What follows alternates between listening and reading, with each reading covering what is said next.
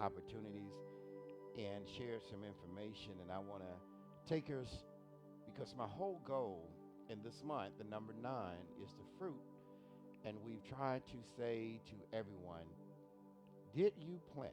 Did you clean the fields in June, July, that you could plant your seed? And if I had a question, I would ask, what's your goal for you? What is it that you can impartake or learn or develop in your life in the season that will come up for you in the spring and produce for you? If you want a Christmas savings, you should have started in January, but this is September. As soon as we hit October, we've got 60 days before Christmas, 30 days before Thanksgiving. What I'm saying is life moves on with or without us, and whether we are prepared for it or not. So here's the thing. We can't be everything to everybody and nothing to ourselves. We've been dealing with conflict on the cliff, and now we're moving toward invest in yourself. Here's the thing that most people don't.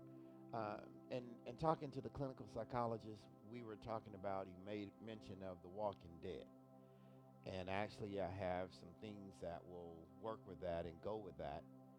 But what I want to do is, I want you to understand, it takes us back to the Greek word about life, about live.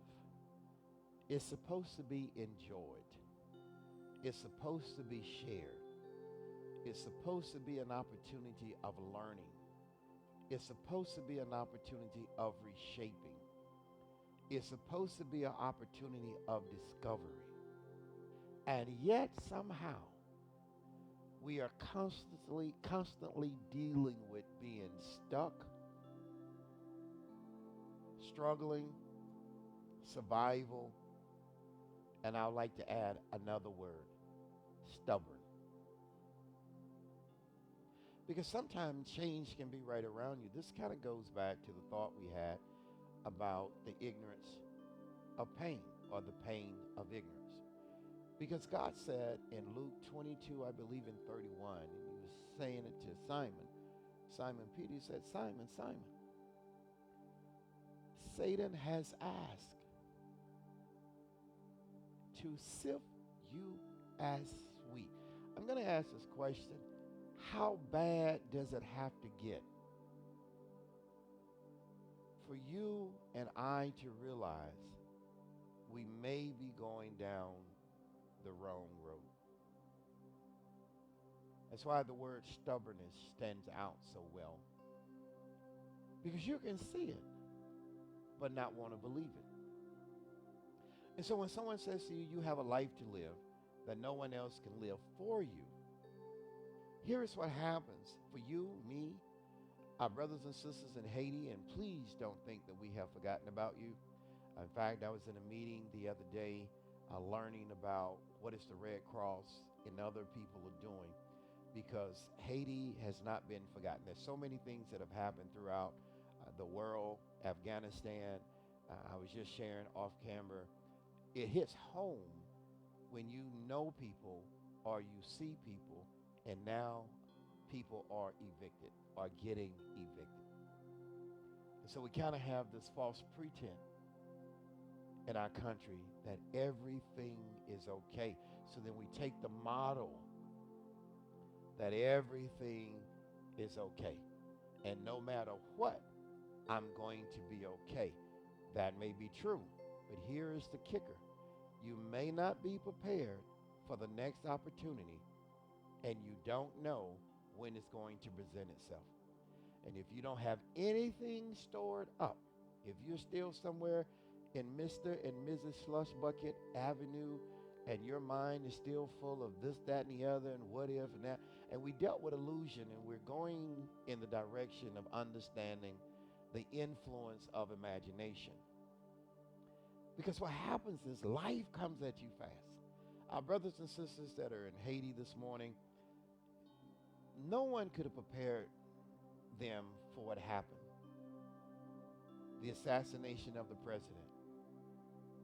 And then having another storm, or virtual storms that come through and destroy everything that you were trying to put back together. And these things, and it's not, please don't take it lightly. When I say these things happen in life, they do happen, but do we understand the message that is being sent when they happen? We take it earthly, we take it personal. It gives us a reason not to believe and hope and trust. Do we understand the power of the moment that we're in? So, life comes at you fast. And what happens to you and I and to many of our colleagues that we know, there's a period of emotional derailment. And this morning I want to talk to you in brief and give you somewhat of the ideal, and we will break it out more probably on Tuesday and on Wednesday, is this concept. In the emotional derailment, there's something that pops up that's a weed, that's a deterrent, and it's called the if-only trap. Most people don't look at where they are. They just say, if only. And so for a scriptorial standpoint of view, those of you who like to read, you can go to Ecclesiastes, the 11th chapter, verse 4, in the New Living Translation. And it's a simple thought.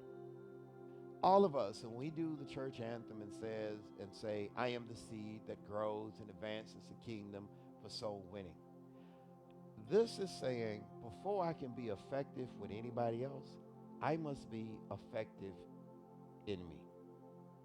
It is easy for me to sit up and measure you and to judge you and give you all the things that you should do for your life. But everything that I gave you many times is oftentimes a struggle for me to implement the same things that I've given you. We can tell people how to do this and do that and do this and do that. But here's the point. Information is no good without application. Many of you out there know what to do, but you're trapped by if only. And so when we are trapped by if only, I look at you and say, if you would do this differently, then I could do that. If you would do this differently, then I could. If you would just treat me nicer, I could be a better person. If they would just give me $4 more an hour, I could afford this. And so where this comes from is farmers who wait for the perfect weather never plant. People who wait for the perfect time never line up. People who continue, and I guess the underlining word is people who continue to procrastinate. Finding a reason not to engage in the restructuring of your life. Finding a reason to blame your environment rather than change your environment.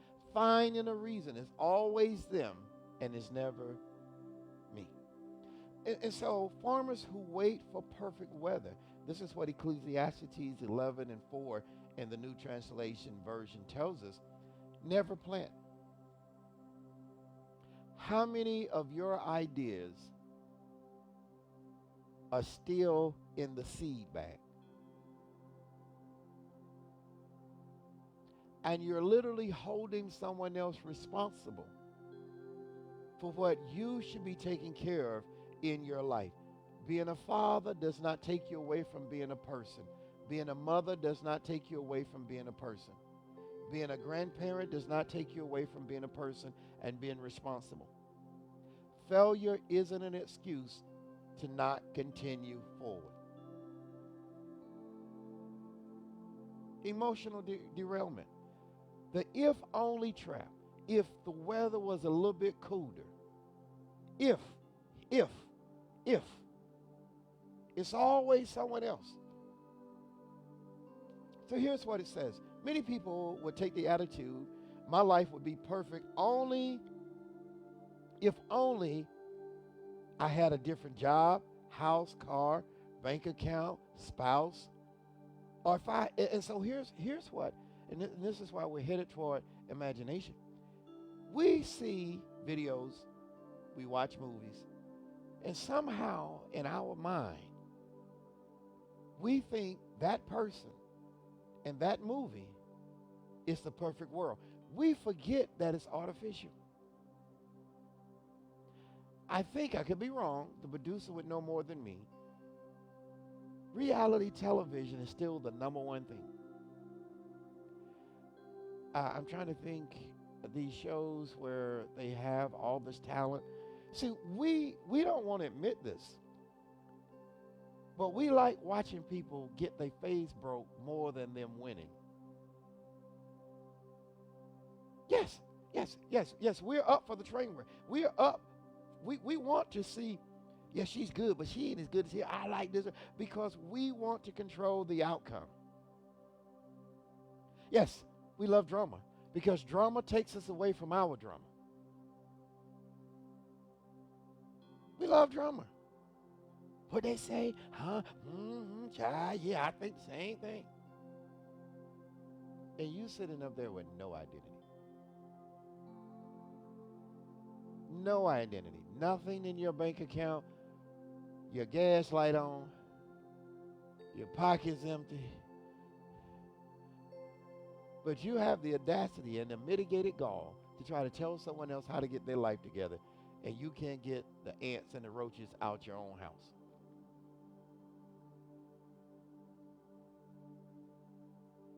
If your grass is still green in November, that ain't grass. Unless you got ryegrass, and everybody can't afford ryegrass. Am I correct? You know, I mean, yeah, it just, but see, this, you see, we're so quick.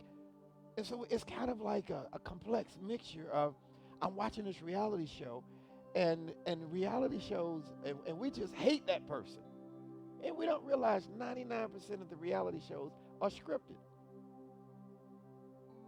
I can't stand that cow. And Billy going with Martha again. He was just with Terry. We can manage everybody else's business except for our own. Now, in the church, we would say, let the church say amen. Where nobody say amen. So we look at these people. We look at these superheroes, Marvel Studio characters, and we think we can change from this human form to this invincible form. To this invincible form.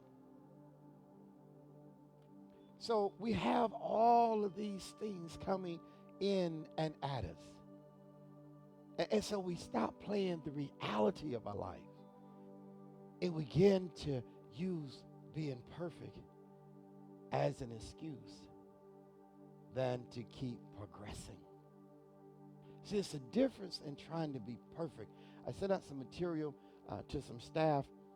Nobody is asking you to be perfect.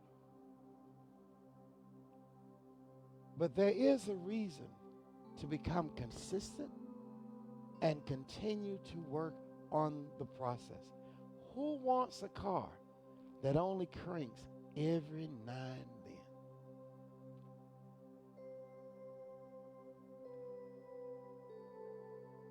Who wants a bank account that you left $5,000 in it, but every day that you check your balance, it just keeps fluctuating?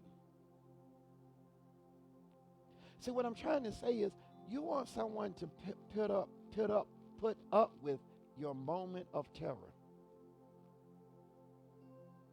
Instead of drawing that in and making sure you're in sync with your process to become identified with your purpose.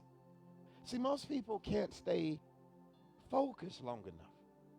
I believe there was a gentleman out there, I don't know his name, someone sent me I think someone sent me the material, and he used the term, guard your focus.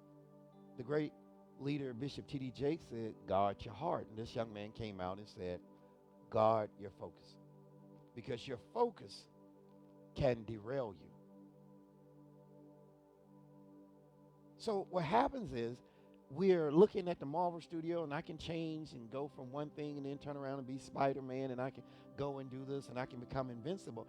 And so we lose touch with reality because we won't identify that I'm having a tough moment. Just because you're having a tough moment doesn't mean that you're going to be defeated. So here's what happens. So instead of trying to say I want a perfect life and order my life to be perfect, start saying that I'm building my life. What's the difference? 3 things. Here is where most people are not. This is what made me somewhat be attracted to this article in Ecclesiastes 11:4, New Living Translation. Farmers who wait for perfect weather never plant. Here's the thing. Most people are not present. Most people are not in their present.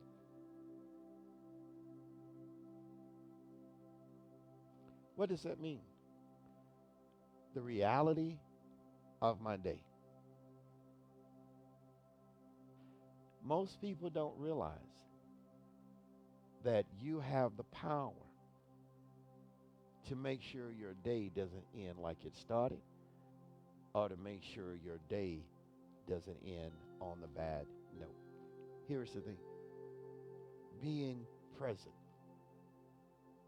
I'm going to ask you as an audience, to the Greenwood campus, to the Greenville campus, to our virtual campus, and to our international campus, are you present in your life today?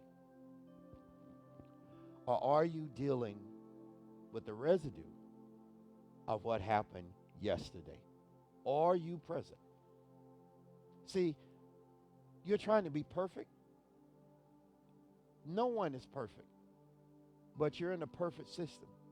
But the question is, you cannot begin to move forward, neither you nor I, if I'm not present. There's some things literally in my attitude, in my behavior, in my focus, in my discipline that I am literally accountable for. It's not your spouse. It's not your job. It's not even your money. Your money will only do based on how you position it. Your money will only work based on how you position it. Your life will work based on how you position it. Number 2, an attitude of gratitude for being present. What does that mean? How much time do you and I spend on broken things that we can't fix?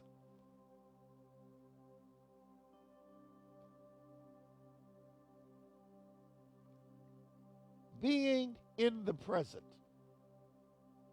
Attitude of gratitude that I can fix this moment. I have resources. I have God. I have intellect. I have intelligence. I have resources. I have allies. I have the internet, which you can't believe everything on the internet, but the internet does have some good information on it. Can't believe everything now. Oh, the internet said it. Well, it was on the internet. Well, they said, yeah, he robbed the bank. It was on the internet. Everything on the internet is not legit. Okay? You realize that now? Okay, see, remember in the spring, Papa, that's not right. The internet says. An attitude of gratitude. Number 3, taking action with what's available now.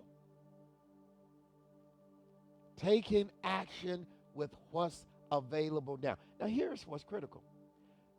You can come up with a plan, But as soon as the temperature of your situation goes down 2 or 3 degrees, you eradicate the plan. You can literally say, I'm going to do this at 2 o'clock. 1:59 show up. You can't even remember what.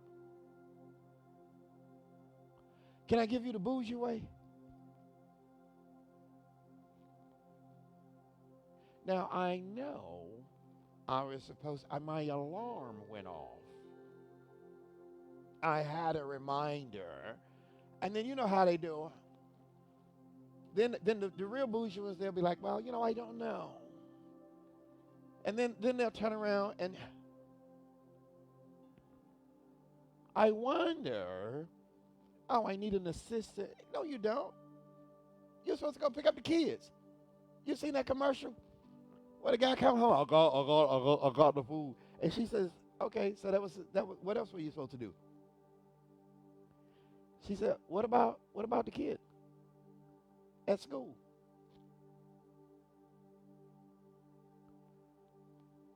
You were so caught up to get one thing right.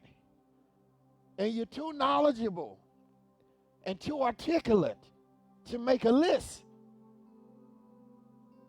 Come on, I hit something now. You can't, I ain't nothing to remember. You don't realize that before you get to your next step, you're going to have about 5 or 7 distractions. But you don't want to be seen writing down like you don't know. I have a photographic memory. I don't have a problem with your photographic memory. I have a problem with you can't execute what you're supposed to remember. Was I wasn't going to do that. Yes, you were.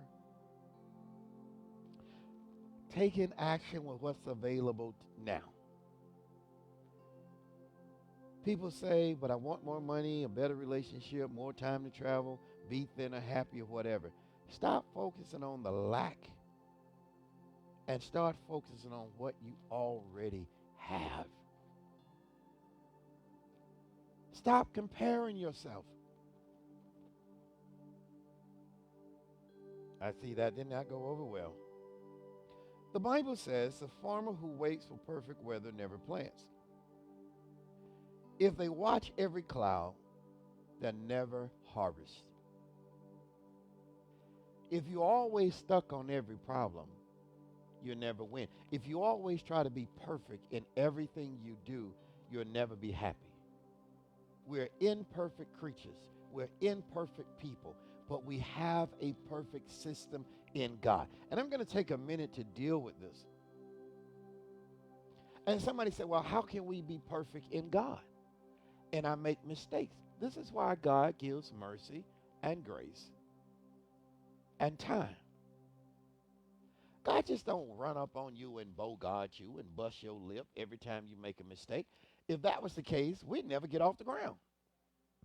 We'd be still getting our lips busted from 1980. Every time you pow, just pow, just every time you pow, just even when you pow, you just, so God is like, here's the thing, I don't want you to be perfect. I know you can't be perfect. You're in a corruptible body. This is why the Bible talks about pulling off mortality and putting on immortality. You're in a corruptible body. You're beating yourself up when it's unnecessary. You're overreacting to your own failures. You have an issue, but there is a process because some things will not change, but they can be managed differently. Does this make sense? And see, here's the thing. I was looking at some notes that I received for September that came from the audience. And I don't know if anybody has a question this morning. We have a few minutes. And I said this, I don't remember what day. The way of the believer is scrutinized by every step. You have to realize you have critics. You have people who hate your hope. You have people who hate your faith. You have people who hate that you have an opportunity or the guts to change your narrative. Anytime that you are trying to change your narrative, you're always going to get criticized. Anytime you try to say, you know what, I need to lose 10 pounds, you're always going to have that walking dead to say, you don't need to lose no weight. Sometimes people will encourage you not to progress in yourself because it will show them up in their eyes. Because here's the thing. The way of believers is scrutinized at every step. However, the way of the world are never judged. We said it before. We know we're still dealing with the pandemic. We know those, some that are across the country and across the world that are losing loved ones to still, which many people don't want to say it's like an airborne virus. And it is decimating companies and people and families. But here's the thing. I shared with someone, people will criticize you trying to better yourself, and people will criticize your belief in God, but they never judge the world. They never judge the world. They never hold Satan responsible for chaos. And the Bible says God is not the author of confusion. People go to the club. People drive on the highway. There was a major accident on 85 around Anderson, and I think people may have lost their lives, and people had to be airlifted out. But people still gonna drive on 85. They out there now. But how many of you have quit on God? How many of you have allowed the words or the lies or the behavior of others to stop your real association with God? How many of you are hiding?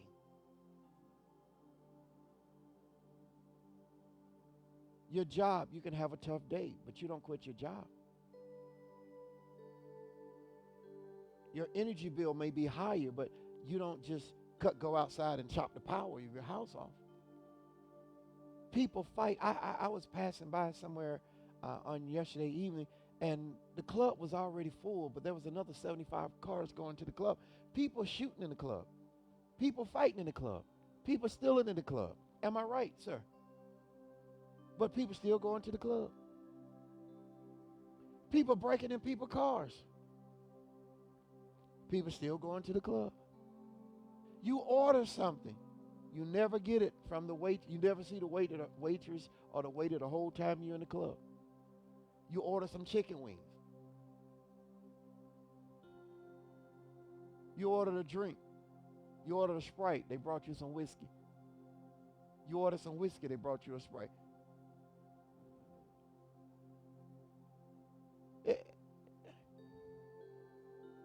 But guess where you're going next week? To the club. But let it be church. Let it be faith building. Them folk funny. Well, overlook the folks. And if this place can help you grow spiritually and help you balance your eradicated mind, I think this is a place you need to be.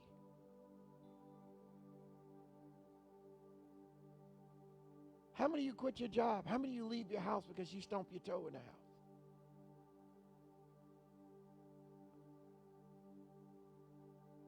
Your tire is flat. Do you throw your car away? I'm just tired of this car. I'm just going to drive it over the cliff. I'm just going to leave it in the parking lot running. Whoever gets it, they can have it. Tell them to make the payment. They'll take it, but you're going to still have the responsibility. And the way they have video and surveillance camera, they be like, Mr. Radji, you left your car in the parking lot running. We saw the door open. And we zoomed in. I mean, come on. It's an invitation. We never say where we're most comfortable. In the dark. With the walking dead. And the clinical psychologist said something that really stuck with me. The walking dead never attacks each other. So no matter how many fights, 3-4 fights at the club, scuffles and all that, you'll be right back there dancing with the same people that you were fighting with last week. Sit out there and drink liquor under the tree. And then pray all the way home. Lord, don't let the police come, Jesus. Don't let nobody fall. Lord, that look like a cop right there. Smoke all the weed you want. You got them, boy, it got mighty quiet when I said weed. Might need to check a few people in here. Yeah, smoke all the weed you want. And then as soon as the cops stop you, you got 2 tail lights out, 1 headlight out. Now you want to say he stopped you because of your race.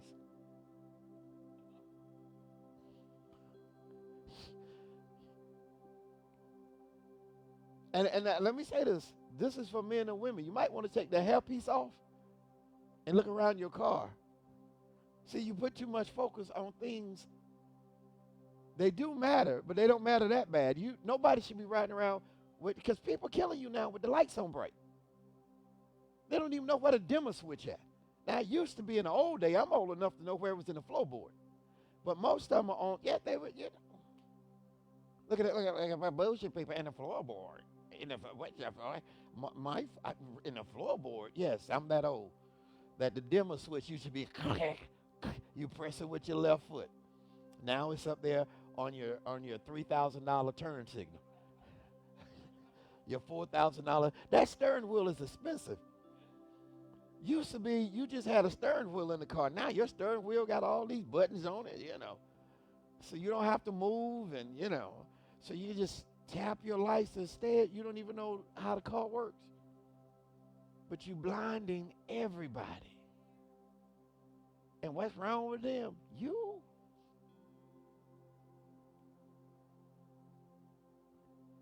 As I close, I'm going to say this. God didn't intend for anyone to fail. But remember, it's your choice. Don't get trapped by what if. Because if you're stuck on what if, you cannot deal with what is. And one of the worst things you and I can do is wake up every day